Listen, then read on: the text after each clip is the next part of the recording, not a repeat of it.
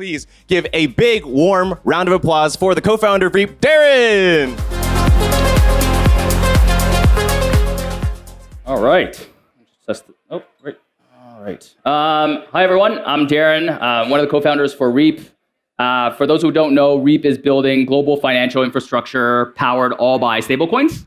And we have three main products today. The first is the corporate credit card that with expense management that allows businesses to manage all of their expenses using stablecoins.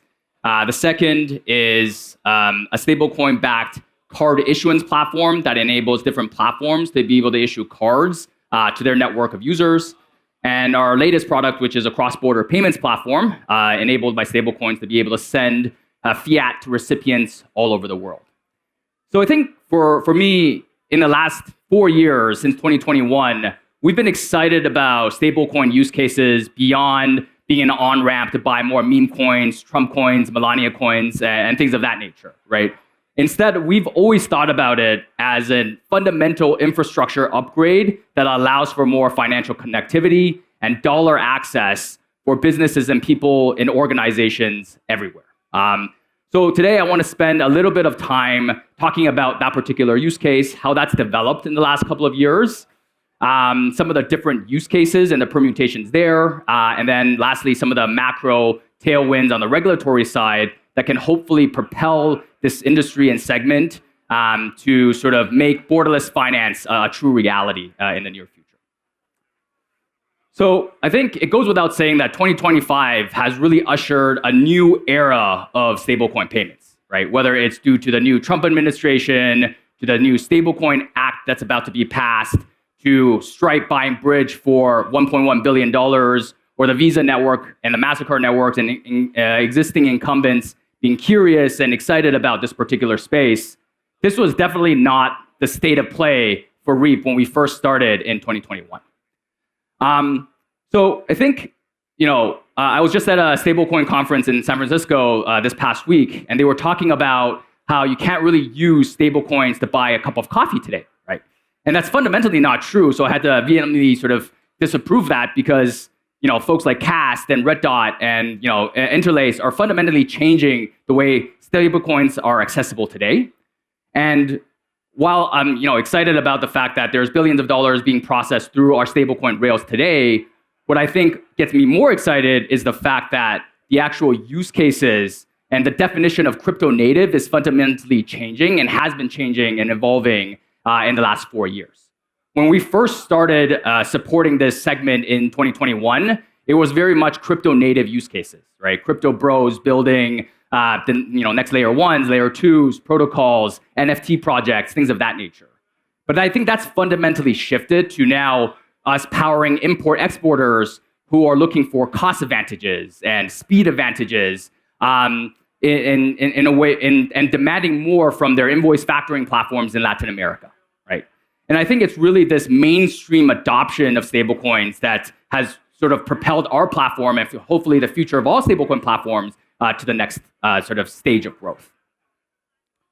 And I think Andreessen Horowitz sort of summarized it well here, where basically they sort of abstracted all the nuances and the technology into sort of this very simple statement of basically saying that if you send money from point A in Colombia to point B in the US, it's at a fraction of the price compared to the sort of existing SWIFT networks or the banking limitations today.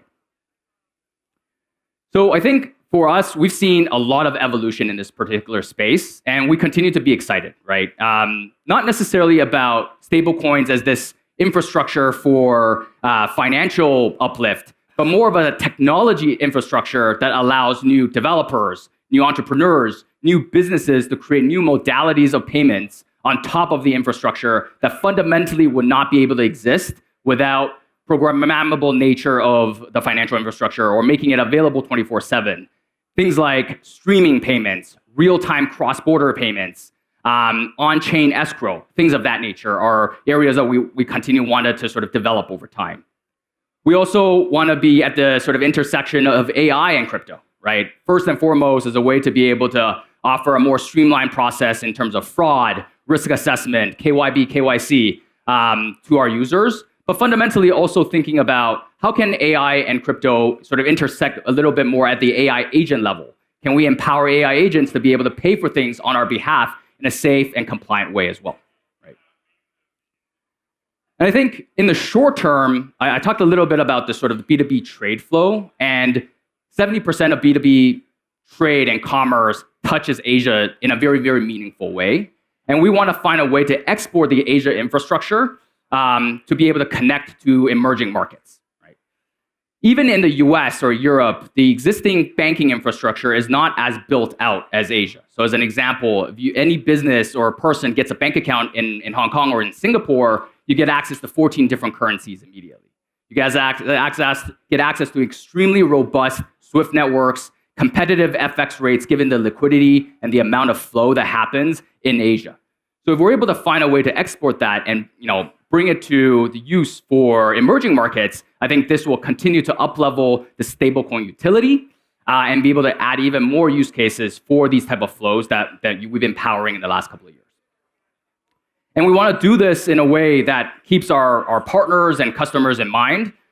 So everyone from Solana and our partnership with them to be able to get access to cheaper funding, or Circle so that we can get real-time mint and burn accounts in all of the different countries that we are in. I think we're very much in the early innings of the future financial connectivity and access, but I'm very, very excited for the road ahead. Thanks, everyone.